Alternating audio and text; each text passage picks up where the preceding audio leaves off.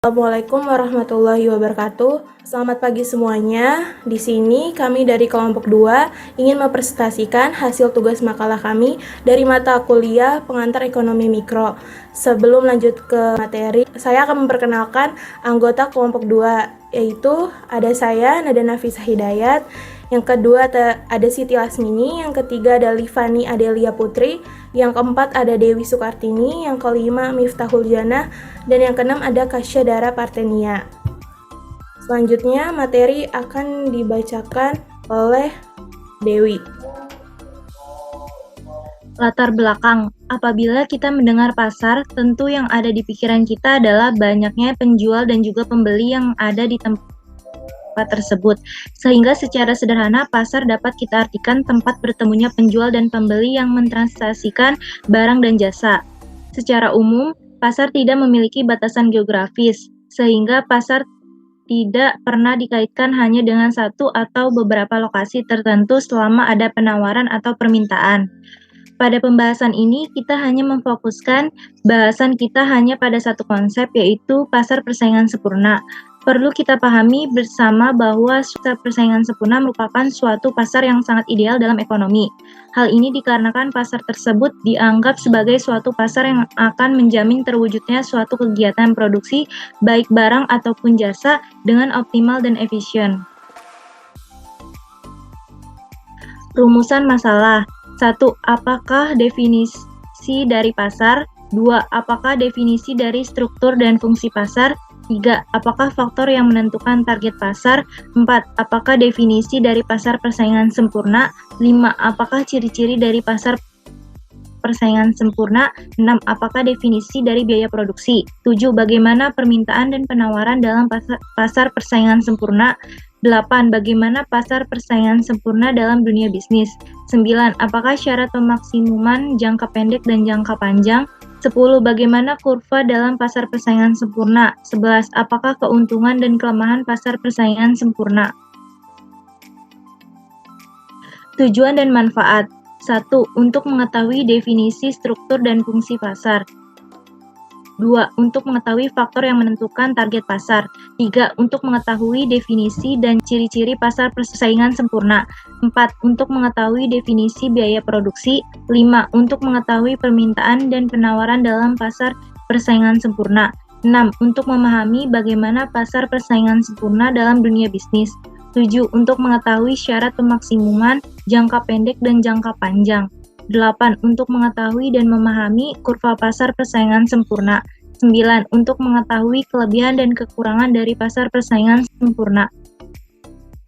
Definisi pasar berarti tempat bertemunya penjual dan pembeli yang mentransaksikan barang dan jasa. Secara umum, pasar tidak memiliki batasan geografis, sehingga pasar tidak pernah dikaitkan hanya dengan satu atau beberapa lokasi tertentu selama ada penawaran atau permintaan. 2. Struktur pasar. Pengertian. Struktur pasar atau market struktur adalah suatu variabel yang menunjukkan karakteristik dan kondisi suatu pasar, seperti jumlah pembeli dan penjual, keadaan produk, keadaan pengetahuan penjual dan pembeli, serta keadaan rintangan pasar. Struktur pasar terkait jumlah dan ukuran distribusi perusahaan dalam pasar serta mudah atau sulitnya masuk dan keluar dari pasar. 3 jenis ini struktur pasar. Yang pertama pasar persaingan sempurna, yang kedua pasar monopoli, yang ketiga pasar oligopoli, yang keempat pasar persaingan monopolistik. 4.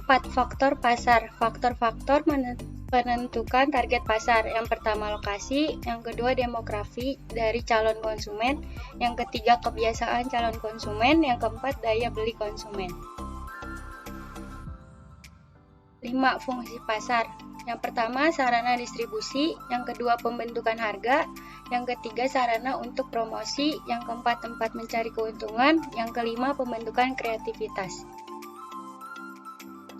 Definisi pasar persaingan sempurna. Pasar persaingan sempurna adalah pasar yang di dalamnya meliputi penjual pembeli dengan jumlah banyak. Dengan catatan kedua pihak tersebut tak dapat mempengaruhi harga, sebab harga sudah ditentukan oleh pasar itu sendiri. Penentuan harga sungguh-sungguh terjadi berdasarkan penawaran dari produsen serta permintaan dari konsumen. Di sisi lain, para pihak yang berada di pasar persaingan sempurna juga sama-sama sudah mengetahui situasi dan mempunyai informasi yang berhubungan dengan pasar, tanpa ada campuran tangan pemerintah.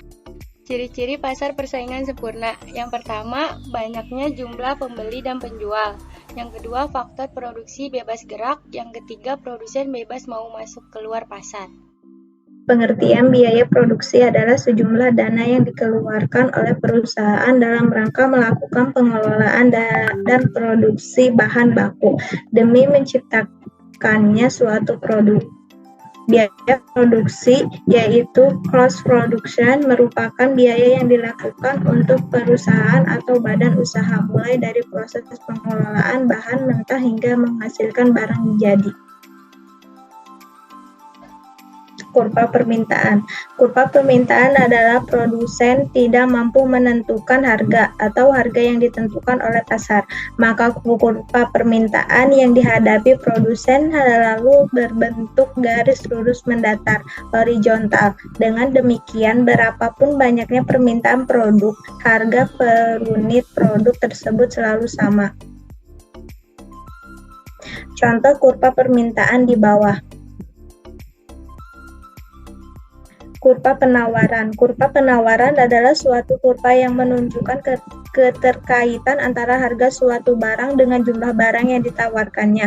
Kurva penawaran suatu perusahaan dalam pasar persaingan sempurna dapat diperoleh dari kurva biaya marginal atau marginal cost atau MC.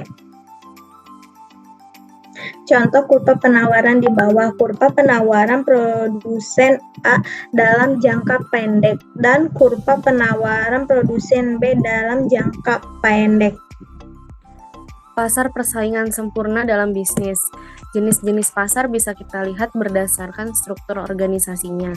Berdasarkan struktur organisasi, maka terdapat dua jenis pasar, yaitu pasar persaingan sempurna dan tidak sempurna.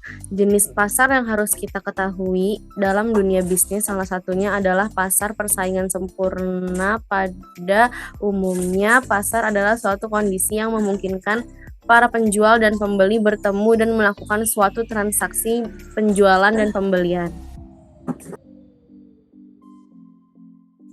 Syarat pemaksimuman ada dua. Yang pertama, pemaksimuman jangka pendek.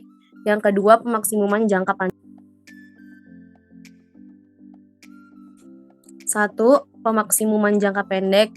Dalam jangka pendek, secara serentak akan ditunjukkan contoh angka tentang biaya produksi, hasil penjualan, dan penentuan keuntungan.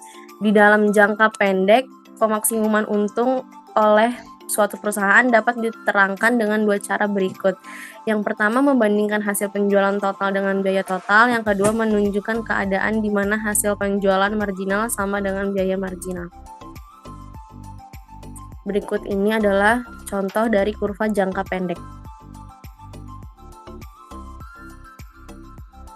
2. Pemaksimuman jangka panjang. Dalam jangka panjang, perusahaan-perusahaan akan menambah skala produksinya dan tidak menutup kemungkinan adanya perusahaan-perusahaan baru yang masuk dalam industri jika ada keuntungan lebih atau harga jual atau P di atas biaya rata-rata atau AC. Akibatnya penawaran output harga turun sampai pada posisi di mana harga jual sama dengan biaya produksinya. Pembentukan harga pada pasar persaingan sempurna. Bagi seorang produsen, harga pasar merupakan indikator atau pedoman dalam melakukan produksinya. Naik turunnya harga juga sangat berpengaruh terhadap produksi perusahaan secara perseorangan. Untuk menghindari resiko kerugian karena adanya perubahan harga tersebut, seorang pengusaha harus selalu dapat menghitung titik pulang pokok atau break-even point atau BEP dalam kondisi apapun. Penerimaan total atau total revenue. Penerimaan total yaitu pendapatan yang diperoleh dari hasil penjualan produk dengan TR sama dengan P kali Q. Berikut adalah contoh kurva penerimaan total. Next. Penerimaan rata-rata. Penerimaan rata-rata yaitu sebagai penerimaan total per unit yang diproduksi dengan AR sama dengan TC per Q sama dengan P. Penerimaan marginal adalah MR sama dengan TRN min TRN min 1. Penerimaan marginal adalah tambahan penerimaan yang diperoleh sebagai hasil dari penjualan suatu unit produk lagi. Next. Berikut adalah contoh kurva penerimaan marginal. Next.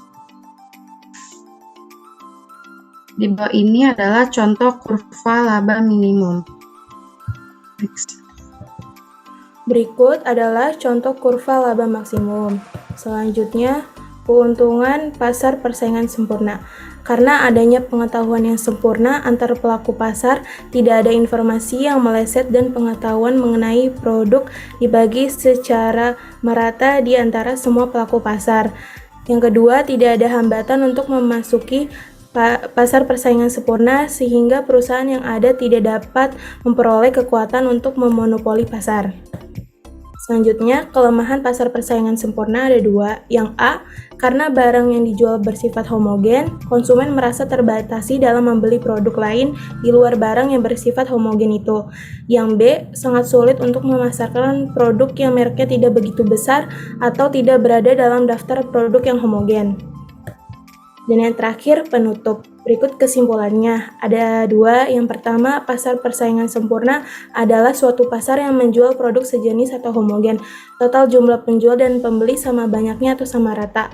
Yang kedua, tingkat harga dalam pasar persaingan sempurna ditentukan oleh permintaan dan penawaran. Penawaran dan permintaan antara pembeli dan penjual yang berjalan seimbang yang mempengaruhi harga produk. Harga tersebut tidak dapat dipengaruhi oleh pembeli dan penjual. Sekiranya presentasi kami cukup untuk dipresentasikan hari ini. Kurang lebihnya mohon maaf. Assalamualaikum warahmatullahi wabarakatuh.